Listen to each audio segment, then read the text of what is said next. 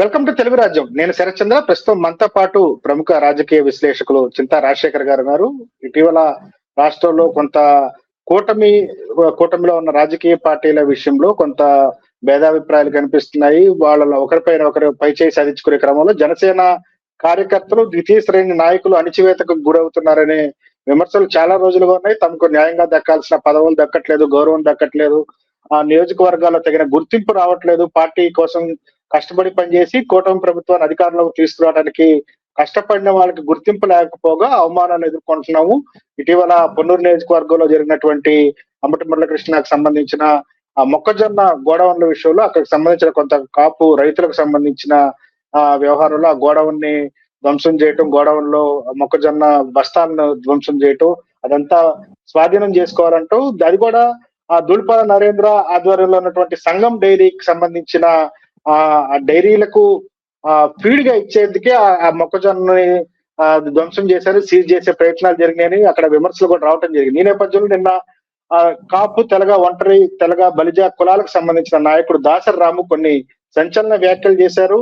తమ తడాక ఏదో చూపిస్తాము, ఖచ్చితంగా అణిచివేతకు గురి చేస్తున్నారు, కూటమిలో ఉన్నప్పటికీ తమను ఇప్పటి వరకు జనసేన కేడర్ ని మొత్తాన్ని అణిచివేయాలని ఆదేశాలు తెలుగుదేశం పార్టీ నాయకులు ఇస్తున్నారు, దీనికి తగిన మూల్యం చెల్లించుకోవాల్సి వస్తుందని ఆయన హెచ్చరికలు జారీ చేశారు. వీటన్నిటిని ఎట్లా చూడాలి అంటే, ఆల్టర్నేట్ నాయకత్వాన్ని కాపులు ఏమన్నా కోరుకుంటున్నారా? భవిష్యత్తులో పరిణామాలు ఎట్లా ఉండొచ్చో మనతో పాటు ఉన్నారు చింతా రాజశేఖర్ గారు, వారిని అడిగి తెలుసుకున్నారు. సార్, ఈ దాసరి రాము గారు వ్యక్తం చేసిన అభిప్రాయాలు, ఆయన ఆవేశానికి కారణమైన పరిణామాలను ఎలా చూడాలి సార్?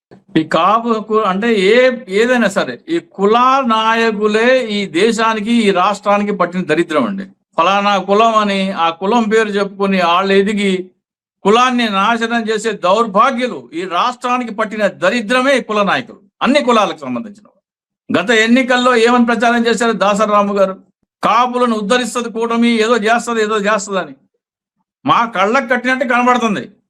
జనసేన పార్టీ పవన్ కళ్యాణ్ది కాదు, చంద్రబాబు నాయుడు ఆదేశాలే శిరోధార్యము. జనసేన నాయకులని తెలుగుదేశం నాయకులు అవమానిస్తుంటే భరించండి, ఉంటే ఉండండి, లేకపోతే లేదు. ఈ మాటలన్నీ విన్న తర్వాత కూడా దాసరి రాము ఇంకా హెచ్చరిస్తున్నారంటే అంతకంటే దౌర్భాగ్యం ఇంకోటి లేదు. మోసం చేశాడు అని ఎందుకు చెప్పలేకపోతున్నాడు దాసరి రాము? పవన్ కళ్యాణ్ కాపు సామాజిక వర్గాన్ని మోసం చేశాడు అని చెప్పని ఏ కాపు నాయకుడైనా సరే కాపు సామాజిక వర్గం ద్రోహి. ఈ రోజు కూడా రాబోయే ఎన్నికల్లో మేము ఇలా చేయకపోతే అలా చేస్తాము, ఈ సనుగుళ్ళు, ఈ సన్నాయి నొక్కుళ్ళు అవసరం లేదు. నిర్మోహమాటంగా మేము నమ్మాము, మోసపోయాము. చింతా రాజశేఖర్ ఏం చెప్పాడు? పవన్ కళ్యాణ్ మోసం చేస్తాడని చెప్పాడు. వాళ్ళు నమ్మలేదు, సరే నమ్మారు, మోసపోయారు. ఇప్పుడు ఆ మాట చెప్పడానికి ఏమైంది? ఇంకా ఏదో వచ్చే ఎన్నికల్లో ఏం చేస్తారంటే 29, 28 ముందర ఈసారి పవన్ కళ్యాణ్కి 2.5 సంవత్సరాల అవకాశం ఇస్తాము అని ఏదో మళ్ళీ సొల్లు మొదలెడతారు. ఆత్మగౌరవం అంటాడు పవన్ కళ్యాణ్. తల్లిని తిట్టిన పార్టీతో పొత్తు పెట్టుకొని ఆత్మగౌరవం గురించి మాట్లాడతాడు పవన్ కళ్యాణ్. ఇందాక చెప్తూ మిస్ అయ్యా నేను. కూడవలుకుని తల్లిని తిట్టించి కాపుల్లో భావోద్వేగాలు రెచ్చగొట్టే ప్రయత్నం చేశారు. ఎందుకంటే తల్లిని తిట్టిన పార్టీతో పొత్తు లేదని చెప్పి భూస్థాపితం చేస్తానని చెప్పి ఎన్నికలు అయిపోయిన నెల రోజులకే కృష్ణానదికి వరద వస్తే చంద్రబాబు నాయుడు ఇంట్లోకి వరద నీరు వెళ్తే చంద్రబాబు నాయుడు మాట్లాడలా. పవన్ కళ్యాణ్ శివతాండం వేశాడు జగన్మోహన్ రెడ్డి మీద. ఒక మాజీ ముఖ్యమంత్రి ఇంట్లోకి కృష్ణానది వరద నీళ్ళు వెళ్ళిపోతే వాళ్ళు చచ్చిపోవాలా, బతకాలని విలవిల్లాగిపోయాడు. అలాగే ఎన్నికలు అయిపోయిన 6 నెలల తర్వాత, 3 నెలల తర్వాత విశాఖపట్నంలో ఒక సభ పెట్టారు, భవన నిర్మాణ కార్మికుల సభ. ఎన్నికల్లో పోటీలో పొత్తులో ఉన్న పార్టీలతో పెట్టలా. టీడీపీ వాళ్ళు ఇటువైపు అటువైపు. అంటే నా తల్లిని తిట్టారు, నీ పార్టీని భూస్థాపితం చేస్తాన్న పార్టీ నాయకులతో భవన నిర్మాణ కార్మికుల సభ పెట్టారంటే కూడబలుకొని తిట్టించడం కాకపోతే ఏంటి? కాపులని నిట్ట నిలువున మోసం చేస్తున్నాడని దాసరి రాము కనపడలేదా? ఏందయ్యా మీ తల్లిని తిట్టించా అంటున్నావు, మరి వాళ్ళతో ఏంటి నీకు పొత్తు, వాళ్ళతో మీటింగ్ ఏంటి అని అనలేదు ఎందుకు దాసరి రాము? ఏంటయ్యా మీ తల్లిని తిట్టించావని అంటున్నావు, చంద్రబాబు నాయుడు ఇంట్లోకి వరద నీళ్ళు వెళ్తే నీకేంటి బాధ అని ఎందుకు అనలేదు? ఆ రోజున రంగా గారిని చంపించడంలో రాజశేఖర రెడ్డి హస్తం ఉందని కథనాలు చెప్పింది ఈ దాసరి రామే. కాపు యువతని, కాపు సామాజిక వర్గాన్ని మభ్యపెట్టి వాళ్ళ ఆలోచనలు చంపేసేదే ఈ కాపు సామాజిక వర్గం కుల నేతలు. వీళ్లే పెద్ద ద్రోహులు, కాపులకు అతిపెద్ద ద్రోహులు వీళ్లే. ఇలా జరుగుతుందని పసిగట్టలేని అమాయకుడేం కాదు దాసరి రామ్. రాబోయే రోజుల్లో కూటమి అధికారంలోకి వస్తే పవన్ కళ్యాణ్ కేవలం ఒక బినామీ కాబట్టి కాపు సామాజిక వర్గాన్ని అణిచివేస్తాడని గ్రహించలేని వాడు కాపు నాయకుడే కాదు, ఇంకా ఇంట్లో కూర్చుంటే నయం. అంటే మొన్న బండి సంజయ్ ఉదంతా కూడా చెప్పాలి ఇక్కడ. బండి సంజయ్ వాళ్ళ అబ్బాయి బండి భగీరథ చేస్తే కొంతమంది కాపు సామాజిక వర్గ నేతలు వచ్చి బండి సంజయ్ మీద కుట్ర జరుగుతుంది అంటారు. కుట్ర ఏంటి? మైనర్ అమ్మాయిలు తీసుకునే వెళ్ళి పబ్బులకిను ఫామ్ హౌస్కి తిరగటం ఏంటి? కేసు అవుతుందని తెలీదా? ఆ అమ్మాయి అంగీకారం ఉన్నా సరే, మైనర్ అమ్మాయితో ఏదైనా సరే తప్పు జరిగితే ఆ అమ్మాయి కంప్లైంట్ ఇస్తే కేసు అవుతుంది. ఈ మాత్రం తెలియని వ్యక్తి కేంద్ర హోంశాఖ సహాయ మంత్రి అయినా కానీ దేశం కోసం ధర్మం కోసం అని చెప్పి హిందుత్వం అని చెప్పి పెళ్లి కాని అమ్మాయిలతో తిరగడాలేంటి? పబ్బులు ఫామ్ హౌజులు ఇదే నా దేశం కోసం ధర్మం కోసం? ఇదే నా సనాతన ధర్మం? వెనకేసుకొస్తారేంటండి? సనాతన ధర్మం ఉంటారు కదా. తెలంగాణలో మున్నూరు కాపులని పెళ్లి కాకుండా పెళ్లి కాని పిల్లలని పబ్బులకి ఫామ్ హౌజులకి తీసుకెళ్ళటమేనా సనాతన ధర్మం? కాపైతే ఏంటి, మున్నూరు కాపైతే ఏంటి? దేశం కోసం ధర్మం కోసం మాటలు చెప్తారు. సో ఇక్కడ ఈ దేశాన్ని, ఆంధ్రప్రదేశ్ రాష్ట్రాన్ని భ్రష్టు పట్టించింది కుల సంఘాలు, కుల నాయకులు. వాళ్ళ ప్రాబల్యం కోసం, వాళ్ళ ప్రాముఖ్యత కోసం, వాళ్ళు ఎదగటం కోసం మొత్తం సామాజిక వర్గాన్ని నాశనం చేశారు. ముఖ్యంగా కాపు సామాజిక వర్గం వాళ్ళు. ఈ మాత్రం జరుగుతుందని గ్రహించలేడా దాసరి రాముకు? తెలీదా? ఇప్పుడు వచ్చి మాట్లాడితే ఏంటి? ఆంధ్రప్రదేశ్ రాజకీయాల్లో కమ్మారెడ్డి సామాజిక వర్గాల తర్వాత ముఖ్యమంత్రి స్థానానికి అర్హత ఉన్న సామాజిక వర్గం కాపు, కాపు ఉపకులాలు, కాపు ప్రాతిపదికనే కాదు, పవన్ కళ్యాణ్ ప్రాతిపదిక కానే కాదు. మీ కులంలో యోగ్యులు లేరు. మొన్న ఇంటర్వ్యూలో చెప్పాను, మళ్ళీ చెప్తాను. కాపులు అంటున్నారు కదా, సరే గత చిరంజీవి పార్టీ పెట్టాడు, 18 సీట్లు వచ్చినాయి. 5 సంవత్సరాల పార్టీని మెయింటైన్ చేసి ఉంటే 2014లో సీఎం విలీనం చేయటం, కాంగ్రెస్ పార్టీలో విలీనం చేయటం చిరంజీవి అసమర్థత, అవునా కాదా? మళ్ళీ ఓకే, ఎమ్మెల్యేలు అందరూ వెళ్ళిపోతా అంటున్నారు, తిరుగుబాటు చేస్తా అంటున్నారు. సరే ఏదో కుంటి సాగు చెప్పారు, ఓకే. రాష్ట్రాన్ని విభజిస్తా ఉంది సోనియా గాంధీ. ఏం చేయాలి? రాష్ట్రాన్ని విభజించడానికి వీల్లేదు, ఇదిగో రాజీనామా పత్రము, బయటకు వచ్చి కూర్చోవాలి. ఈయన గదిలో 11 రోజులు అన్నం తినకుండా కూర్చున్న మనిషి కూడా బయటకు వచ్చి నిరాహార దీక్ష చేయాలి. నిరాహార దీక్ష చేశానని 3 సంవత్సరాల తర్వాత 11 రోజులు అన్నం తినలేదని కళ్ళబొల్లి కబుర్లు సొల్లు చెప్పడం కాదు. రాజకీయ అవకాశం వచ్చినప్పుడు ప్రజల ఆకాంక్షలకు అనుగుణంగా నిలబడిన వాడే రాజకీయ నాయకుడు. వీళ్ళు ఓట్లు అమ్ముకోవడం కోసం పార్టీ పెట్టారు. కాపు సామాజిక వర్గం ఓట్లు అమ్ముకోవడం కోసం పార్టీ పెట్టారు. రాష్ట్ర విభజనకు వ్యతిరేకంగా చిరంజీవి నిలబడింటే 2014లో చిరంజీవి సీఎం ప్రత్యేక హోదా కోసం 3 అంచెల పోరాటం చేస్తానని మొదటి దశలో 13 జిల్లాల్లో 13 మీటింగ్లు పెడతానన్న పవన్ కళ్యాణ్ రెండో మీటింగ్ పెట్టిన తర్వాత 3వ మీటింగ్కి పత్తాలేడు. 3 దశల అంచెల ప్రోగ్రాం చేసింటే 2019లో సీఎం ఏమన్నా అంటే 2019లో నాకు ఓట్లు వేశారా అంటావు.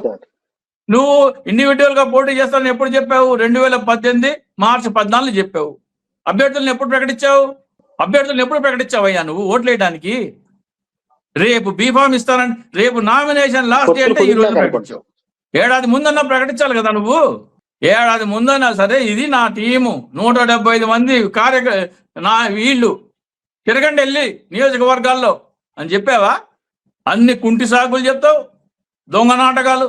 ఓట్లు చీల్చేందుకు చివరి నిమిషంలో ముందే చెప్తే వాళ్ళు ఎక్కడ బలి పడిపోయి ఎక్కువ సీట్లు వచ్చేస్తాయేమో అని ముందే డిక్లేర్ చేయాల. ముందే డిక్లేర్ చేస్తే ఏమవుతుంది? 40-50 సీట్లు వచ్చినాయి అనుకోండి, హంగ్ అవుతుంది. హంగ్ అవుతే నేనే సీఎం అంటే ఎక్కడ అంటాడే అని పవన్ ఏం చెప్పాడు? ఇప్పుడే క్యాండిడేట్ డిక్లేర్ చేయొద్దు అని చంద్రబాబు నాయుడు ఆదేశం. అంతెందుకు జక్కంపూడి రమ్మన్నారు, ఏమన్నారు ఆయన, జ్యోతుల నెహ్రూ గారు ఏమన్నారు? బీఫామ్ ఎవరికి ఇవ్వాలో మేము డిసైడ్ చేసామన్నారు. పబ్లిక్ మీటింగ్ లో చెప్పారు ఆయన. సూర్యచంద్రకి టికెట్ ఇవ్వాలా లేదా అని నేను డిసైడ్ చేశాను, నేను బీఫామ్ ఇస్తే ఎమ్మెల్యే బీఫామ్ వచ్చింది ఆయన అని చెప్పాడు. అంటే జనసేన నుంచి ఎవడు పోటీ చేయాలో తెలుగుదేశం వాళ్ళు చెప్పారు. ముందే డిక్లేర్ చేస్తే 40-50 సీట్లు, లేకపోతే ముందే డిక్లేర్ చేసి ప్రత్యేక హోదా కోసం, ప్రత్యేక హోదా వ్యతిరేకులకి మా మనసులో చోటు లేదు, మా ఇంట్లో ఓటు లేదని మేము ఊరూరా పోస్టర్లు అంటించాం. మీకు పంపిస్తాను ఆ ఫోటోలు కూడా డిస్ప్లే చేయండి. ఆ కార్యాచరణ చేపట్టి ఏడాది ముందర 175 మంది కార్యకర్తలను 175 మంది క్యాండిడేట్స్ ని డిక్లేర్ చేసినట్టయితే 2019లో సీఎం పవన్ కళ్యాణ్. ప్రజల కోసం నిలబడరు వీళ్ళు. కాపు ఓట్లు ఇతర పార్టీలకు అమ్ముకోవడం కోసమే పార్టీలు పెట్టారంటానికి ఈ ఉదాహరణలు కోకొల్లలు. పార్టీని ఎలా బలోపేతం చేయాలి, ఏ కార్యాచరణలు చేపట్టాలి అని స్పైరల్ బైండ్ పుస్తకాలు 2 ఇచ్చాను. అది కూడా ఫోటో పెడతాను, డిస్ప్లే చేయండి. అది కూడా భీమవరంలో 2017లో కలిసి ఇచ్చాను. వద్దంటాడు, పార్టీ బలోపేతం చేయొద్దంటాడు, పార్టీ బలోపేతం చేసే కార్యక్రమాలు వద్దంటాడు. ఎన్నికలు అయిపోయిన తర్వాత వీళ్ళందరినీ పొమ్మనక పొగబెట్టి నన్ను వదిలేసిపోయారంటాడు. ఎంత మోసం అండి ఇది.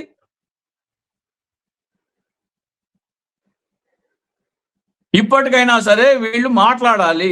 కాపు సామాజిక వర్గాన్ని మోసం చేశారు అని చెప్పే ధైర్యం రావాలి. దాసరాము చెప్పడు. ఎందుకంటే కాపు సామాజిక వర్గంకి జనసేనకి వ్యతిరేకంగా మాట్లాడితే దాసరాముని ఎవడు చూడ్డు, ఆయన పాపులారిటీ పోద్ది. మరి దానికి పరిష్కారం ఏంటి సార్? ఇప్పుడు అంటే మనం పొరుగునున్న తమిళనాడులో చూసాం, పార్టీ పెట్టి 2 ఏళ్లలోనే విజయ్ అధికారంలోకి వచ్చాడు. ఏపీ రాజకీయాల్లో అటువంటి వాతావరణం కానీ అలాంటి స్కోప్ గానీ ఉందా? ఎవరన్నా ఎమర్జింగ్ పొలిటీషియన్ వస్తే వాళ్ళని ప్రజలు ఆదరించే పరిస్థితి ఉంటుందా? ప్రధానంగా కాపు సామాజిక వర్గం నుంచి అట్లాంటి నాయకుడు ఎవరన్నా ఉద్భవించే అవకాశం ఉంటుందా? ఇక్కడ 2 విషయాలు నిర్మోహమాటంగా చెప్తున్నాను. కాపు సామాజిక వర్గం కానీ ఏ సామాజిక వర్గం అయినా సరే, బీసీలైనా సరే, కుల ప్రాతిపదికన మాకు ఓట్లేండి అంటే అది ద్రోహము, దేశద్రోహము, యాంటీ కాన్స్టిట్యూషనల్, రాజ్యాంగ వ్యతిరేకం. అది అన్ని కులాలని సమానంగా చూస్తానని ఓట్లు అడిగినోడే అధికారంలోకి రావాలి. నా కులం ఓట్లు ఎక్కువ ఉన్నాయి కాబట్టి నాకు ఓటు వేయండి అనేవాడు రాజ్యాంగ వ్యతిరేకి. అంటే ఇతర కులాలను విస్మరిస్తానని చెప్తున్నాడు కదా ఇండైరెక్ట్ గా. జోసెఫ్ విజయ్ నేను క్రిస్టియన్ కాబట్టి నాకు క్రిస్టియన్లు ఓటేయండి అని అడగలా, ప్రజలందరినీ సమానంగా చూస్తానన్నాడు. ఒక చట్టం తీసుకురావాలి, ఒక చట్టం తీసుకురావాలి. ఎవరైతే ఎన్నికవుతాడో వాడు కులం గురించి కానీ మతం గురించి మాట్లాడితే వాడు సభ్యత్వం ఇమీడియట్ గా రద్దు అయిపోవాలి. వాడు అసలు అతిష్ట అయిపోవాలి, నాస్తికుడు అయిపోవాలి.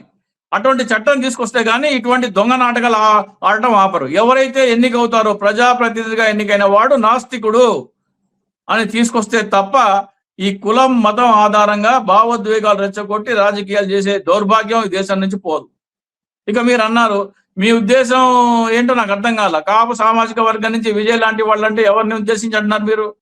అందరి ఆమోగ్యం ఉన్న నాయకుడు కావచ్చు, నటుడు కావచ్చు, కథానాయకుడు కావచ్చు, అట్లాంటి యాక్సెప్టెన్సీ ప్రజల్లో ఆ మాస్ ఇమేజ్ ఉన్న పర్సన్ ఎవరైనా ఉన్నారా? అట్లాంటి జనం చర్చ జరుగుతుంది. ఆంధ్రప్రదేశ్ లో కూడా ఒక ప్రత్యామ్నాయం కావాలి, ప్రత్యామ్నాయ నాయకుడు కావాలి. ఇదే పాలిటిక్స్, 3 కులాలు 3 పార్టీలు ఇదే నడుస్తుంది, ఇది కాదు, కొత్త వాళ్ళు ఎవరిని వస్తే బాగుండు. నిన్న మొన్న చూసాం సుప్రీంకోర్టులో సిజేఐ చేసిన కామెంట్ కి ఇదిగా జనతా కాక్రోచ్ అని ఒక పార్టీ పెడితే దానికి విపరీతంగా సోషల్ మీడియాలో ట్రెండ్ అవుతుంది. అట్లాంటి రాజకీయ వాతావరణం మన దగ్గర కూడా యూత్ లో ఖచ్చితంగా ఉండుంటుంది. అట్లాంటి స్కోప్ ఏమైనా ఉందని, అట్లాంటి అవకాశం ఏ వ్యక్తికైనా ఉందా అనేది నా సందేహం సార్. మూడో ప్రత్యామ్నాయం పెడితే మూడో ప్రత్యామ్నాయం వ్యవహార శైలి ఎలా ఉంటుంది? పవన్ కళ్యాణ్ లాగా ఓటు చీల్చడానికి పెట్టాడా అనేది చూస్తారు ప్రజలు. ఇప్పుడు రాబోయే 2019లో చంద్రబాబు నాయుడు ఏం చేశాడు? పవన్ కళ్యాణ్ చేత ఓట్లు చీల్చేందుకు ప్రయత్నం చేశాడు, విఫలం అయ్యాడు, అది వేరే విషయం.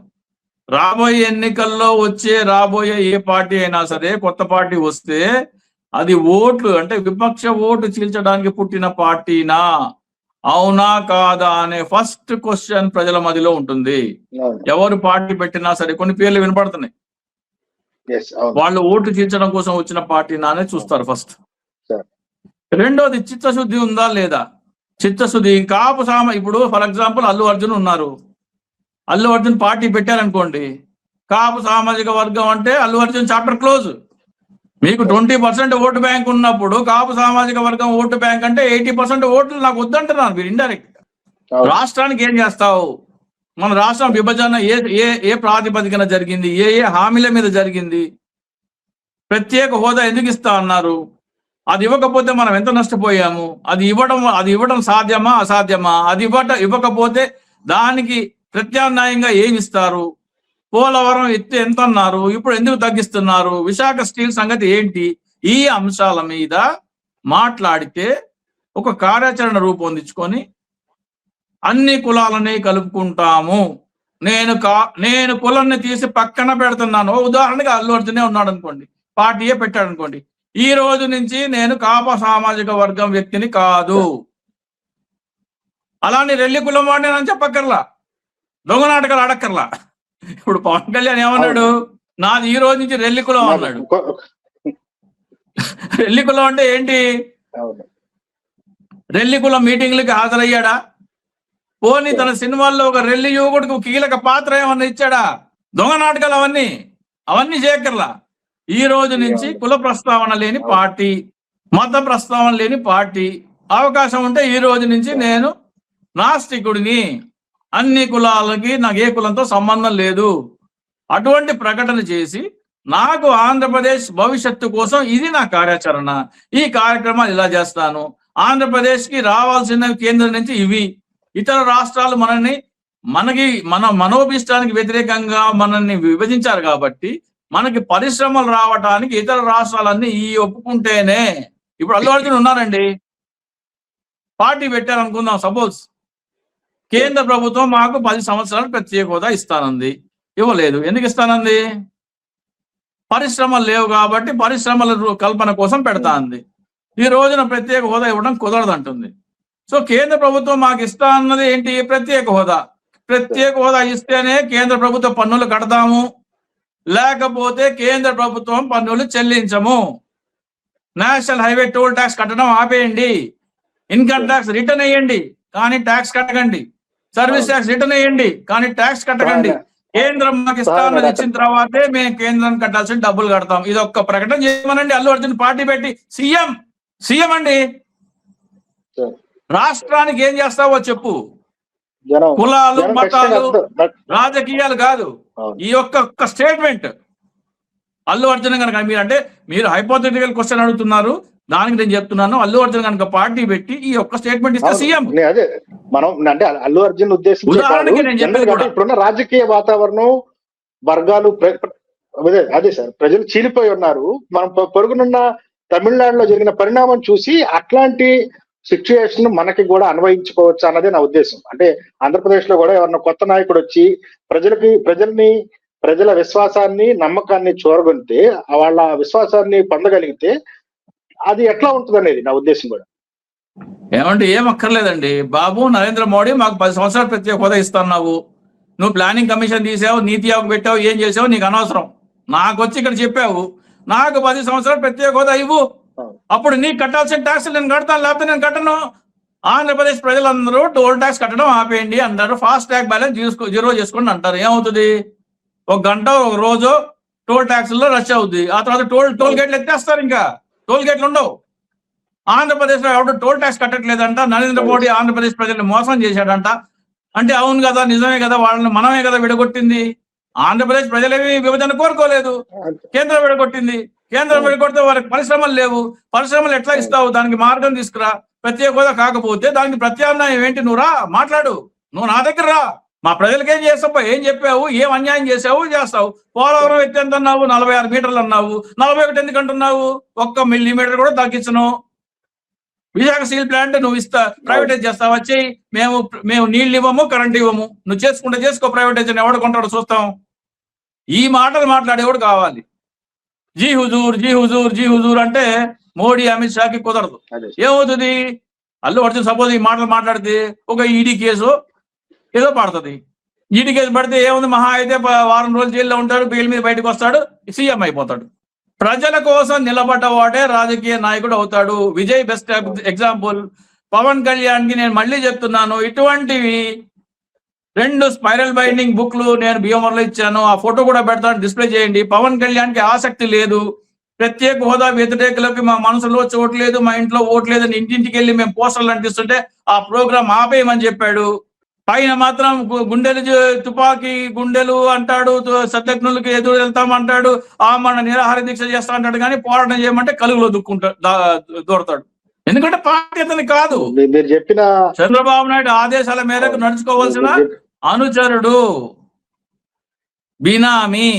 మీరు చెప్పిన పరిణామం అయితే కాస్త వినటానికి బాగా ఆసక్తికరంగా ఉంది. మనకైతే అట్లాంటి స్కోపు మున్ముందు ఏం జరుగుతుందో వేచి చూద్దాం. థ్యాంక్ యూ రాజశేఖర్ గారు, మీ విలువైన అభిప్రాయాలు పంచుకున్నందుకు నమస్కారం. హలో, తెలుగు రాజ్యం ఛానల్ చూస్తున్నారా? సామాజిక, రాజకీయ, జీవన చిత్రణే తెలుగు రాజ్యం. అతిశయోక్తులు, అసత్యాలు ఉండవు. రాజకీయ కోణం కాదు, ప్రజా కోణమే కొలబద్ద. తెలుగు రాజ్యం వీక్షణ మీ ఉత్తమ అభిరుచికి నిదర్శనం.